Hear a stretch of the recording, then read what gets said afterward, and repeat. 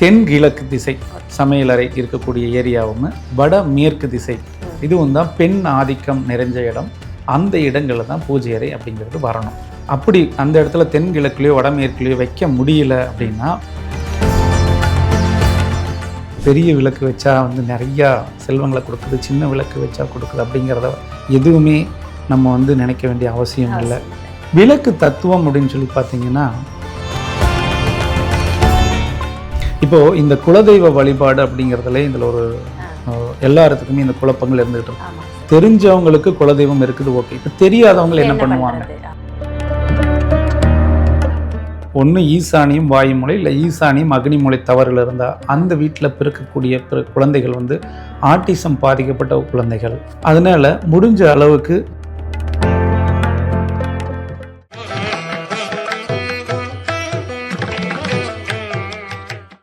Sir, இப்போ வந்து நம்ம நிகழ்ச்சியில் வந்து நிறைய விஷயங்கள் சொல்லிகிட்ருக்கோம்.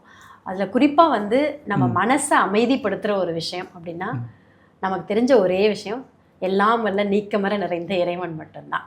அப்போது நம்ம வந்து தினசரி நம்மளால் இப்போ இருக்கிற அவசர உலகத்தில் கோயிலுக்கு போக முடியுமான்னா முடியாது. நம்ம வேலைக்கு போயிட்டு திரும்பி வீட்டுக்கு வர்றதுக்கே மாலை பொழுது பாதி போயிடுது. இருந்தாலும் வந்து வீட்டில் அந்த கடவுள் முன்னாடி நின்று ஒரு நமஸ்காரத்தை பண்ணும்போது ஒரு திருப்தி கிடைக்கிது. அப்போ எல்லாருக்கும் ஒரு கேள்வி, இந்த பூஜை அறை அப்படிங்கிறது எங்கே இருக்கணும், அந்த பூஜை அறையில் என்னென்ன சாமிகள்லாம் வைக்கணும் அப்படிங்கிற கேள்வி பரவலாக இப்போல்லாம் யூடியூப்பில் நம்மளால் பார்க்க முடியுது. அந்த புரிதல் நீங்கள் கொடுத்தீங்கன்னா இன்னும் அற்புதமாக இருக்கும்னு நான் நினைக்கிறேன் சார். பொதுவாகவே இந்த பூஜை அறை அப்படிங்கிறது எப்போவுமே இந்த பெண்களுக்கு சந்தேகம் இருந்துகிட்டே இருக்கும். அந்த வகையில் நீங்கள் மட்டும் விதிவிலக்கு இல்லை. அப்போது பூஜை அறை அப்படின்னாலே பெண்களுக்கானது தான்.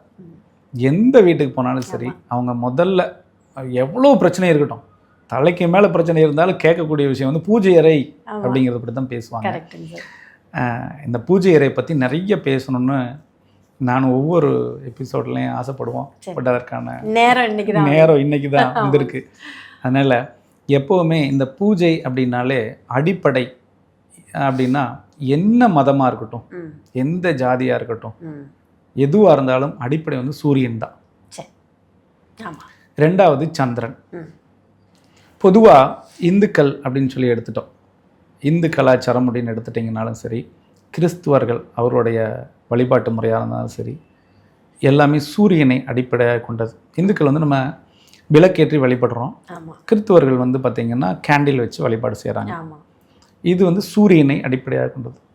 அப்புறம் முஸ்லீம் அப்படின்னு பார்த்திங்கன்னா நீலா பிறை அப்படின்னு சொல்லி சந்திரன் அப்படிங்கிறவங்கள வச்சு தான் நம்ம வழிபாட்டு முறை வச்சுருக்காங்க. ஏன் இதை வந்து இப்படி வழிபாடு வைக்கிறோம் அப்படின்னா, பொதுவாகவே நம்மளுடைய நாடுகள், இப்போ கிறிஸ்துவர்கள் வாழக்கூடிய நாடுகளாகட்டும், நம்ம இந்துக்கள் வாழக்கூடிய நாடுகளாகட்டும், இது எல்லாமே மழைக்காலம், பனிக்காலம், வெயில் காலம், இது மூன்றுமே தொடர்புடையது. இதில் அதிகபட்சமாக இருக்கக்கூடியது பார்த்திங்கன்னா இந்த பனி மழைக்காலம் அப்படிங்கிறது வரும். ஏன்னா பொதுவாக இந்திய நிலப்பரப்பை பொறுத்தளவுக்கு 3 மாதங்கள் வெப்பம், மற்ற காலங்கள் ஓரளவுக்கு நார்மலான காலங்களாக நம்ம எடுத்துக்கலாம். இதே நீங்கள் வந்து வளைகுடா நாடுகள்லாம் போட்டிங்கன்னா வெப்பம் தான் ரொம்ப அதிகமாக இருக்கும், பாலைவனங்கள் அதிகம். அதனால தான் அவங்க வந்து சூரியனை விரும்புறதில்ல, சந்திரனை விரும்பி அவங்களுக்கு வந்து எப்போவுமே அந்த ஒரு வெப்ப தாக்கம் இருக்கக்கூடாது அப்படிங்கிறதுக்காக சந்திரன் வழிபாடு வச்சுக்கிட்டாங்க. இவ்வளோதான் சிம்பிளான விஷயம். சரிங்க சார். அப்போது இந்த வழிபாட்டு முறை அப்படின்னு சொல்லி பார்த்தீங்கன்னா பொதுவாக பெண்களுக்கானது அப்படிங்கிறோம். வீட்டில் வந்து வழிபாடு பெண்கள் தான் செய்யணும், ஆண்கள் வந்து விளக்கேற்றக்கூடாது அப்படின்னு சொல்லி வீட்டில் சொல்கிறோம். கோயில்கள் அப்படிங்கிறது அப்படியே மாறுபட்டது. முழுக்க முழுக்க ஆண்கள் தான் அங்கே வந்து தெய்வத்திற்கான சேவை செய்யக்கூடியவர்களாக இருக்காங்க. அப்போது பெண்களுக்கான இடம் வீட்டில் வாஸ்துப்படி அப்படின்னா தென்கிழக்கு திசை சமையலறை இருக்கக்கூடிய ஏரியாவும் வட மேற்கு திசை இதுவும் தான் பெண் ஆதிக்கம் நிறைஞ்ச இடம். அந்த இடங்களில் தான் பூஜை அறை அப்படிங்கிறது வரணும். அப்படி அந்த இடத்துல தென்கிழக்குலையோ வடமேற்குலையோ வைக்க முடியல அப்படின்னா மேற்கு மத்தியமத்தில் வைக்கலாம், இல்லை தெற்கு மத்தியமத்தில் பூஜை அறை வைக்கலாம். எந்த விதமான பாதிப்பை கொடுக்காது. அதே மாதிரி இந்த பூஜை அறை கொடுக்குறப்ப ரொம்ப பெருசாக பூஜை அறை கொடுக்கக்கூடாது. பூஜை அறை அப்படிங்கிறது ஒரு 4x 4, அதிகபட்சம் ஒரு 6x6 அந்த சைஸில் தான் பூஜை அறை அப்படிங்கிறது அதிகபட்சம் கொடுக்கணும் வீட்டில். பட் நீங்கள் வெளியில் நீங்கள் எவ்வளோ பெருசு வேணாலும் நம்ம கட்டிக்கலாம், தவறுகள் கிடையாது. இதே ஒரு ஒரு ஆஃபீஸ் தொழில் நிறுவனங்களாக இருந்துச்சுன்னா பூஜை அறை அப்படிங்கிறது சின்னதாக கொடுக்கணும், ஓகே, ரொம்ப பெருசாக வைக்கக்கூடாது. வைக்கக்கூடாது. அப்புறம் இந்த பூஜை அறையில் என்னென்ன தெய்வங்கள் இருக்கலாம் அப்படிங்கிறதும் கூட சந்தேகங்கள் இருக்கும். விளக்குகள் எப்படி வைக்கிறதும் கூட இன்னைக்கு நிறைய பேர்த்துக்கு சந்தேகங்கள் இருக்கு. இது என்னன்னா கடந்த சில ஆண்டுகளாகவே இந்த காமாட்சி விளக்கு வைங்க, கஜலட்சுமி விளக்கு வைங்க அப்படின்னு சொல்லிட்டு பயங்கர குழப்பங்களை உண்டு பண்ணிட்டாங்க. கரெக்ட்டுங்க சார். இதில் முதன்மையானது அப்படின்னு சொல்லி பார்த்தீங்கன்னா அந்த காலத்திலிருந்து இப்போ வரைக்கும் ஃபஸ்ட்டு வந்து நம்ம என்ன பண்ணுறோம்னா கஜலட்சுமி விளக்கு நம்ம பயன்படுத்தணும். அப்புறம் வந்து நம்ம நெக்ஸ்ட்டு காமாட்சி விளக்குன்னு வந்தோம். அதனால 2 விளக்குல எதுனாலும் வைக்கலாம். ஓகே, நீங்கள் தெய்வங்களில் வந்து எது உயர்ந்தது எது தாழ்ந்ததுன்னு பிரித்து பார்க்க வேண்டிய அவசியமே இல்லை. அதனால வீட்டில் இருக்கக்கூடிய மகளிர்கள் யாராக இருந்தாலும் சரி, பெண்கள் வந்து கஜலட்சுமி விளக்கு வேணாலும் வைத்து விளக்கேற்றலாம், காமாட்சி விளக்கு வைத்து வேண்டுனாலும் விளக்கேற்றலாம். இல்லை எந்த விதமான தவறுகளும் இல்லை. இப்போ விளக்குலேயே அது இப்போ நீங்கள் சொன்ன மாதிரி முன்னெல்லாம் வந்து நம்ம வந்து பித்தளை விளக்கு தான் நம்ம வீட்டிலலாம் பார்த்துருப்போம். ஆனால் இப்போ எல்லாருமே வெள்ளியில தான் விளக்கு வச்சு விளக்கு வச்சு ஏற்றுங்க அப்படின்றாங்க. இப்போ அதுவுமே இப்போ வெள்ளி வாங்க முடியாதவங்களும் என்ன பண்ணுவாங்க சார்? என்னையை பொறுத்தளவுக்கு அதிகமாயிருச்சுங்க சார். என்னையை பொறுத்தளவுக்கு நான் என்ன சொல்கிறேன்னா மண் விளக்கு வச்சு விளக்கேற்றது, மண் அகல் விளக்கில் விளக்கேற்றுறது மிக மிக சிறந்ததுன்னு. ஏன்னா ஏன் இந்த மண் விளக்கு அப்படிங்கிறது இந்த வெள்ளி, தங்கம், பித்தளை இந்த மாதிரி எந்த விதமான உலோகங்களானாலும் அனைத்துமே மண்ணிலிருந்து தான் எடுக்கிறோம். கண்டிப்பாக மண்ணிலிருந்து பிரித்து எடுக்கிறோம். இதில் அதிகபட்சம் அப்படின்னு பார்த்தீங்கன்னா மண். நீங்கள் பிரித்தெடுக்கக்கூடியதில் எதில் பார்த்தாலும் குவான்டிட்டி அதிகமாக இருக்கிறது மண்ணு தான். அதுக்கப்புறம் தான் மற்ற எல்லா உலோகங்களுமே மண்ணில் இருக்குது. அப்போது ஃபஸ்ட்டு முதலிடம் அப்படிங்கிறது மண் அகல் விளக்கு தான் மிக மிக மிக சிறந்தது. இரண்டாவது தான் நீங்கள் வந்து வெள்ளியோ தங்கமோ பித்தளையோ செம்போ எதுனாலும் நீங்கள் எடுத்துக்கலாம். அதனால பொருளாதார ரீதியாக நான் வசதியாக இருக்கிறேன் அப்படின்னா நீங்கள் உங்களுக்கு தகுந்தமான உலோகங்களை பயன்படுத்தி விளக்கு போடுங்க. எதுவுமே எனக்கு வந்து இல்லை, நான் வந்து இறைவனிடம் சரணாகதி மட்டும் அடைஞ்சா போதும் அப்படின்னா மண் அகல் விளக்கு வைக்கிறது மிக மிக மிக சிறப்பான ஒன்று. எப்போவுமே நம்ம இயற்கையோடும் நம்மளுடைய மண்ணோடும் பாரம்பரியத்தோட இணைந்து செயல்பட்டால் மட்டும்தான் நமக்கு 100% பலன் கிடைக்கும். அதில் முதன்மையானதுங்கிறது மண் அகல் விளக்கு தான். நீங்கள் வீட்டில் வேணால் வெள்ளி விளக்கு வைக்கிறீங்க, ஏன் கோயிலில் கொண்டு வெள்ளி விளக்கு வைங்களேன். வெளியில் விளக்கு மண் விளக்கு வச்செல்லாம் நிறைய பேர் விளக்கேற்றுறாங்க. அதே மாதிரி நீங்களும் வெளியில் வெள்ளி விளக்கு வச்சு நிறைய விளக்குகளை வச்சு விளக்கேற்றலாம்ல. எப்படி சார் சாத்தியம்? ஏன் வைக்க முடியாது? தாராளமாக வைக்கலாமே. யாரும் வேணான்னு சொல்கிறது இல்லையே, வைங்களே. ஏதோ இல்லாதவங்களுக்கு 4 பேருக்கு பயன்படும்ல. அப்போ நம்ம என்ன பண்றோம், நமக்கு சுயநலமா நமக்கானது மட்டும்தான் தேடுறமே ஒழிய இறைவனோட இந்த பிரபஞ்சத்தோட தொடர்புடையது என்ன, அதை எப்படி கனெக்ட் பண்றது அப்படிங்கிறத மறந்துடுறோம். நல்ல கேள்வி சொன்னீங்க. இது உண்மைதானே?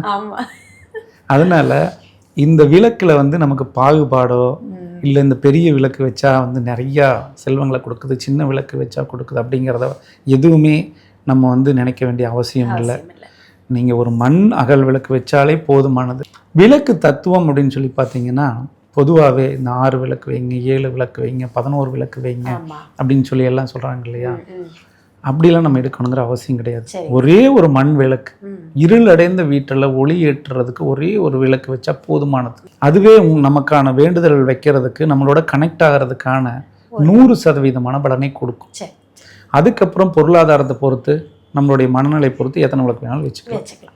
அதனால வந்து நீங்கள் இந்த விளக்கு அப்படிங்கிறதுல இந்த குழப்பம் அப்படிங்கிறது வேண்டாம். இப்போ நம்ம பூஜை ரூம்ல என்னென்ன மாதிரியான சாமி படங்கள், அதில் வந்து குறிப்பாக வந்து எல்லாரும் என்ன சொல்றாங்கன்னா குலதெய்வம் படங்களை வந்து ஒரு சிலர் வீட்டில் வைங்கன்றாங்க, ஒரு சிலர் வந்து குலதெய்வத்தை வந்து அது இருக்கிற இடத்துல தான் நம்ம போய் கும்பிடணுமே தவிர அவங்கள கொண்டாந்து நம்ம வீட்டில் வச்சு வழிபடக்கூடாது அப்படின்னு சொல்றாங்க. இந்த மாறுபட்ட கருத்துக்கு சாரோட புரிதல் இல்லை? இது ஒரு நல்ல கேள்விதான். இப்போ சமீப காலங்களாக தான் வந்து இந்த குழப்பங்கள் நிறைய வந்துட்டு இருக்கு. ஆனால் முன்னாடி பார்த்தா இப்போ சங்கராச்சாரிய மாதிரி நம்மளுடைய பெரியோர்கள் வந்து ஆன்மீக பெரியோர்கள்லாம் இருக்காங்க இல்லைங்களா, இவங்கெல்லாம் வந்து இந்த மாதிரி எதுவுமே சொல்லலை. கரெக்ட். இவங்களுடைய வழிபாட்டு முறையில் அவங்களுக்கு தெரியாத விஷயங்கள் இன்னைக்கு இருக்கிறவங்களுக்கு தெரிஞ்சுன்னு நினைக்கிறீங்களா? அவர்களுக்கு கண்டுபிடிக்க முடியாத விஷயங்கள் இன்னைக்கு இருக்கிற ஜோசிகார் கண்டுபிடிச்சிருவாங்களா? வாய்ப்பில்லை. 1% கூட வாய்ப்பில்லை. இவங்களே என்னன்னா குழப்பவாதிகள், குழப்பறது வந்தது போகிற போக்கில் ஏதாவது அள்ளி போட்டு போக வேண்டியதுதான். அப்படிங்கிற மாதிரி இவங்க சொல்றாங்க. அதெல்லாம் தேவையே இல்லைங்க. அந்த மாதிரிலாம் நம்ம குழம்பணுங்கிற அவசியமே கிடையாது. சரிங்க சார். நம்மளுடைய முன்னோர்கள் என்ன வழிகாட்டினாங்களோ அதை செய்யுங்க. ரொம்ப அருமையா அற்புதமா வேலை செய்யும். விளக்கு ஏற்றுறது, விளக்கு வைக்கிறது, இது எல்லாமே நம்மளுடைய மனசுக்கு சார்ந்து மனசுக்கு பிடிச்ச மாதிரி.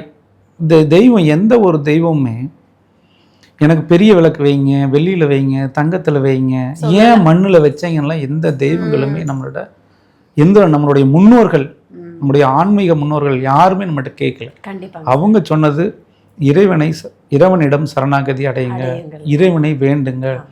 அங்க வந்தீங்கன்னா உங்களுடைய குடும்பம் பிரகாசமா இருக்கிறதுக்காக ஒரு விளக்கு ஏற்றுங்கள் அப்படின்னு சொன்னாங்க. நம்ம அதை விட்டு போட்டு இன்னைக்கு என்ன பண்றோம்னா எதையோ தேடி போறோம், எங்கெங்கேயோ தேடுறோம். அப்போ இந்த தேடுதல்களுக்கெல்லாம் விடை கிடைச்சான்னா எங்கேயுமே கிடையாது. உண்மை சார், நிதர்சனம். அப்போ இந்த தெய்வ நம்பிக்கை, தெய்வத்தை எப்படி வழிபாடு செய்யணும் அப்படிங்கிறதே இன்னைக்கு தெரியல. எல்லாரும் என்ன பண்றாங்கன்னா உடனே பணக்காரனாகணும், என் பிரச்சனை உடனே தீரணும், உடனே கடன் அடைக்கணும், எத்தனை விளக்கு போடணும் அப்படிங்கிறது தான் ஓடுறோம் ஒரு பக்கம். இன்னொரு பக்கம் இந்த கிராமங்கள் எல்லாம் போனீங்கன்னா அங்கே வந்து இந்த விளக்கு போடுறதெல்லாம் பிரச்சனை இருக்காது, பக்கத்து வீட்டுக்காரர் தான் பிரச்சனை இருக்கும். அங்கே போனாங்கன்னா போய் காசு வெட்டி போடுறேன், கோழியை கொண்டு போய் சூளத்தில் கோழி உயிரோட குத்துறேன், அப்புறம் வந்து மிளகாய் அரைச்சு போடுறேன், இந்த மாதிரி ஒரு ஒரு ஒரு குரூப் போயிட்டு இருக்காங்க. பட் இதை இறைவன் வந்து நிச்சயமா ஏத்துக்கிறாரான்னா அப்படிலாம் கிடையாது. எங்கேயுமே எந்த இடத்துலையுமே எந்த இறைவனுமே உயர்ந்தவரும் கிடையாது, தாழ்ந்தவரும் கிடையாது. எல்லா தெய்வங்களுமே சரிசமமான பலன்களை கொடுக்கக்கூடியவர் தான். நம்மளுடைய பிறப்பிற்கு தகுந்தால் போல ஒவ்வொரு இடங்களும் நம்மளுக்கான அந்த ஒரு சக்தியை பிரதிபலிக்கும். தெய்வங்கள் இருக்கக்கூடிய அந்த இடம், சன்னதிகள் வந்து சக்தியை பிரதிபலிக்குமே ஒழிய பட் ஒவ்வொன்றும் உயர்ந்தது தாழ்ந்தது அப்படின்னு தெய்வத்தில் எடுக்க வேண்டிய அவசியங்கள் கிடையாது. குலதெய்வமே இப்ப தெரியாதவங்க, இப்ப நம்ம கேட்டது மாதிரி குலதெய்வத்தை வீட்டுல வச்சு வழிபடலாமா கூடாதா? குலதெய்வமே தெரியாதவங்க என்ன பண்ணலாம்? ரெண்டு கேள்வி. இப்போ இந்த குலதெய்வ வழிபாடு அப்படிங்கிறதுல இதுல ஒரு எல்லாத்துக்குமே இந்த குழப்பங்கள் இருந்துகிட்டு இருக்கு. தெரிஞ்சவங்களுக்கு குலதெய்வம் இருக்குது, ஓகே. இப்ப தெரியாதவங்க என்ன பண்ணுவாங்க? அப்போ நீங்க குலதெய்வம் மட்டும் வீட்டில் வச்சு வழிபட்டா தவறுன்னு சொல்றோம். அதே இடத்துல நீங்க பெருமாளை வீட்டில் வச்சா வழிபட்டா பெருமாள் கோவிச்சுக்க மாட்டாரா? இது நம்ம வந்து வாழ்வியலை வந்து ஒவ்வொன்றையும் வந்து நேரடியா நீங்க தொடர்புபடுத்தி பார்த்தீங்கன்னா தான் தெரியும். குலதெய்வம் அப்படிங்கிறதே நம்மளோட முன்னோர்கள், நம்ம வீட்டிலிருந்து போனவங்க தான் குலதெய்வம். குலதெய்வம் என்னன்னு தெரியாதவங்க தான் இந்த மாதிரி குழப்பறது. நம்ம குலதெய்வங்கிறது நம்மளுடைய முன்னோர்கள், தாத்தா பாட்டி பாட்டன் பூட்டன் இப்படி நம்முடைய முன்னோர்கள் தான் குலதெய்வங்கள் அப்படிங்கிற வழிபாட்டு முறையை வச்சு நம்ம வழிபடுறோம். அது வந்து வீட்டில இருந்து தானே அவங்க வெளியில வீட்டில இருந்தவங்க தானே மரணிச்சாங்க, அவங்கள தான் நம்ம வழிபலியா தெய்வங்களை வழிபட்டு வர்றோம். முன்னோர்கள் வழிபாடு தானே குலதெய்வம். அப்போ இந்த முன்னோர்கள் வழிபாடு அப்படிங்கிறது இருந்தாலே குலதெய்வனுடைய அனுகிரகம் 100% கிடைக்கும். இதுக்கு தான் கிராமத்துல எல்லாம் என்ன பண்ணுவாங்கன்னா ஆடி மாசம் இல்லை தை மாசத்துல ஒரு பொங்க வச்சு படையல் போட்டு முன்னோர்கள் வழிபாடு வச்சுக்குவாங்க. புது துணி அவர்கள் பயன்படுத்த துணியோ இல்லை வந்து புதுசாக அவர்களுக்காக வச்சு ஒரு துணி வச்சு படையல் வச்சு சாயம் போடுறது. காரணம் இதுதான், இதுதான் நம்மளுடைய முன்னோர்கள் வழிபாடு, இதுதான். அப்போ குலதெய்வங்கள் வந்து நம்ம வீட்டுல போட்டோ வச்சு என்ன தப்பு இருக்கு? அதெல்லாம் எந்த தவறும் இல்லை, அதெல்லாம் எந்த தவறும் இல்லை. நிறைய இன்னைக்கு குழப்புறாங்க. இந்த வழிபாட்டு முறையை குழப்பி இதை வந்து ஏதாவது ஒரு வகையில் திசை திருப்பணும் அப்படிங்கிறதான் பார்க்குறாங்க. இப்போ நான் வரேன்னா ஏதாவது ஒன்று சொல்லி என் பக்கம் நான் திசை திருப்பணும், மக்கள் வந்து என்னையை கவனிக்கணும் அப்படிங்கிறதுக்காக நான் ஒரு தவறான தகவல் கொடுக்கக்கூடாது. அந்த மாதிரி கொடுத்தவங்களே யாரும் நிரந்தரமா இருக்காங்கன்னா யாருமே நிரந்தரமா இல்லை. நீ மீடியா துறையில வந்து இன்னைக்கு பேசி அந்த மாதிரி குழப்பினவங்க யாராச்சும் இருக்காங்களான்னு பாருங்க, ஒருத்தர் கூட நிரந்தரமா இல்லை. அதனால தெய்வ வழிபாட்டில் மட்டும் தவறான முன்னுதாரணங்களை கொடுக்கவே கூடாது. அப்புறம் ஒரு சில இடங்கள்ல வந்து பார்த்தீங்கன்னா இப்போ நாங்களே வாஸ்து பார்க்குற இடத்துல எங்களுக்கு குலதெய்வம் என்னன்னே தெரியல அப்படின்னா, இப்போ குலதெய்வம் என்னன்னே தெரியலன்னா அவங்களுக்கு ஒரே தெய்வம் சிவன் மட்டும்தான். சிவன் வழிபாடு வச்சா போதும். நீங்க முன்னோர்கள், அவர்கள் முன்னோர்களாக இருக்கட்டும் நம்மளுடைய முன்னோர்கள், யார் முன்னோர்கள் இறந்தாலுமே சிவ பதவி அடைஞ்சிட்டாங்கபாங்க. அப்போ அவர்கள் தான் சிவனாக இருக்கக்கூடியவர்கள். அப்போ சிவன் வழிபாடு வச்சுக்கிட்டாகவே குலதெய்வம் தெரியாதவர்களுக்கு 100% பலனை கொடுக்கும். சிவன் பாதி பார்வதி பாதி. இப்போ சிவன் பார்வதி அப்படிங்கிற பெண் ஆண் தெய்வங்களுடைய வழிபாடு வச்சுக்கோங்க, போதுமானது. இதை தேடி நிறைய அலைஞ்சிட்டு இருக்காங்க.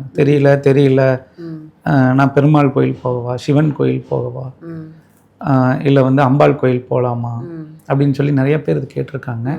பட் இதுக்கு ஒரே ஒரு தீர்வு சிவன் மட்டும்தான். சிவன் வழிபாடு அற்புதமான ஒரு குலதெய்வ வழிபாடை நம்ம எடுத்துக்கலாம். கண்டிப்பாங்க சார். அப்போ பூஜை அறையை வந்து எந்த திசைகளில் வைக்கணும், பூஜை அறையில் என்ன மாதிரியான சாமி படங்கள் வைக்கலாம், விளக்குகளில் எது மாதிரியான விளக்குகள் வைக்கணும், எப்படி வைக்கக்கூடாது அப்படிங்கிற தகவல் அருமையாக ஒரு விஷயம் சார். நீங்கள் வெள்ளி விளக்கு எதுவுமே கோயிலில் வைப்பீங்களா? நம்ம வந்து பெரும்பான்மையாக நம்ம இறைவன் இருக்காருன்னு நம்புற ஒரு இடம் எது அப்படின்னா கோவில் தான். அந்த கோவிலில் போய் நம்ம வெள்ளி விளக்கு என்னைக்காவது வச்சோமா?